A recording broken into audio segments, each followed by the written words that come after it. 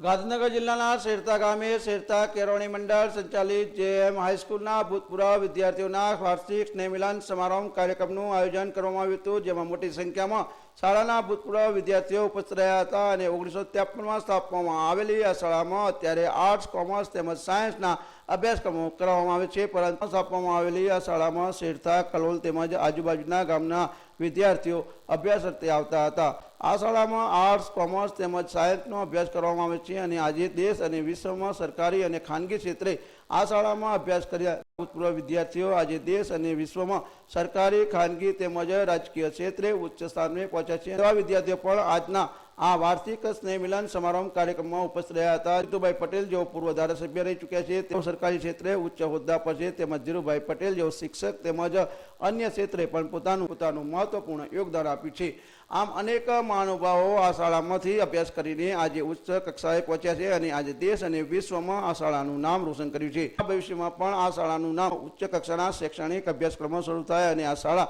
દેશ અને વિશ્વમાં પોતાનું નામ રોશન કરે તે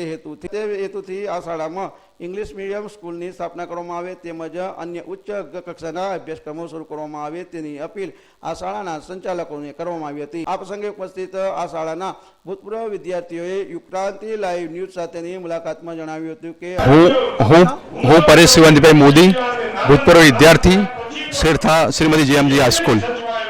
હું 1982 થી 1990 સુધી આ સ્કૂલનો વિદ્યાર્થી હતો। આ સ્કૂલે અત્યારે લગભગ 70 વર્ષ જેટલો આ શાળાને સમય થયેલો છે અને આ સમયે એમણે ભૂતપૂર્વ વિદ્યાર્થી સંમેલન યોજેલું છે। આ પ્રસંગે સૌ ભૂતપૂર્વ વિદ્યાર્થીઓને જે આ ગ્રામથી વિશ્વ સુધી વિસ્તરેલા છે એ લોકો સાથે મળે, એકબીજા સાથે પરિચય કેળવે, ભૂતકાળના સંવત્સરો યાદ કરે, તેમજ પોતાના યથાશક્તિ દાન આપે, તેમજ ભૂતપૂર્વ શિક્ષકોને સાથે મળીને એમના જૂના યાદો તાજી કરે એ માટે ખાસ પ્રસંગે બોલાવવામાં આવ્યા છે। વધુમાં જણાવું તો આ શાળા એ ફક્ત આટલા લેવલે જ નથી, આજુબાજુના 25 ગામોના વિદ્યાર્થીઓ આ શાળામાં આવતા હતા અને એ લોકોએ અમને શિક્ષણ પ્રાપ્ત કર્યું અને હાલ ઘણી ઊંચી પોસ્ટ ઉપર કામ કરી રહ્યા છે। કેટલાક બિલ્ડરો છે, એ સિવાય સરકારમાં પણ સર્વિસ બજાવતા હોય છે। હવે આ પ્રસંગે સૌને એટલું આમંત્રણ આપવાનું કે સૌ આગળ સાથે ભેગા મળે, પોતાના ક્લાસરૂમમાં જાય અને એ પોતાની યાદોને વાગોળે તથા સંસ્થા માટે શું કરી શકીએ, ભવિષ્યમાં શું આપણે સંસ્થાની ઉપયોગી થઈ શકીએ તેની વિચાર વિમર્શ કરે તથા આ સંસ્થાને આગળની સદીમાં લઈ જવા માટે ગુરુ ફક્ત ગૂગલ ગુરુ નહીં પણ વિશ્વગુરુ બને તેવી અમારી સૌની શુભકામનાઓ છે। રહું છું ગાંધીનગર, હું શ્રીમતી જેએમજી હાઈસ્કૂલનો વિદ્યાર્થી ભૂતપૂર્વ। અહીંથી અમને આ સ્કૂલમાં એક સંસ્કારી દિવ્યતા, ભવ્યતા, આ સ્કૂલમાંથી અમને સંસ્કારરૂપી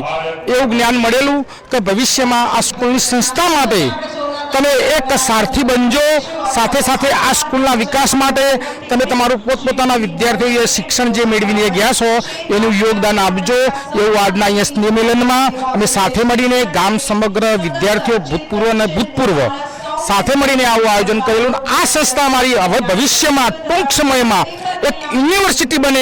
એવા આશીષ સાથે અહીંયા વિચારસરણી જાહેર કરેલી અમારા ગામના વડીલ શ્રી ડૉક્ટર જીતુભાઈ પટેલ સાથે સમસ્ત ભૂતપૂર્વ વિદ્યાર્થીઓ અહીંયા એમનું એક મુમેન્ટો આપ્યો કે ના, હવે પછી ઇંગ્લિશ માધ્યમ પણ અહીંયા શરૂઆત થાય અને 30 કિલોમીટરની રેન્જના વિસ્તારમાં આ શ્રીમતી જેએમજી હાઈસ્કૂલ નહીં પણ એક યુનિવર્સિટી બને એવા સ્નેહમિલનના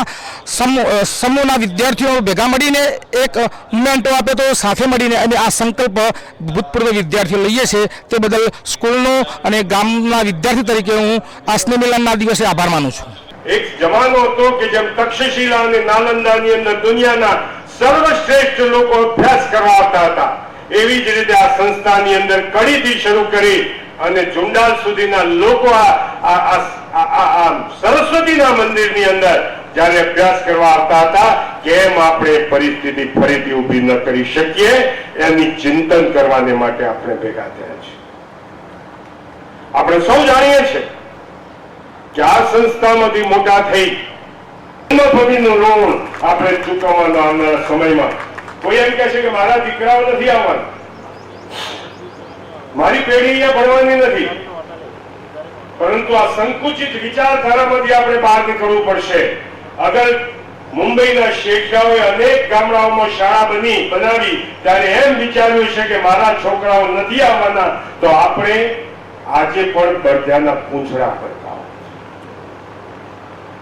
કેવળ સંકુચિત વિચારધારાથી નહીં, પરંતુ એક મહાન રાષ્ટ્રની પરિકલ્પના સાથે જો જીવવો છે, આ દેશને વિશ્વગુરુ બનાવવાની આગળ જવું પડશે, તો 21મી સદી એ શિક્ષણની સદી છે અને દુનિયાના સાથે જ્યારે તાલમેલ કરવો છે તો આપણે સૌએ ભેગા થઈ આવનારા સમયમાં અંગ્રેજી માધ્યમની શાળા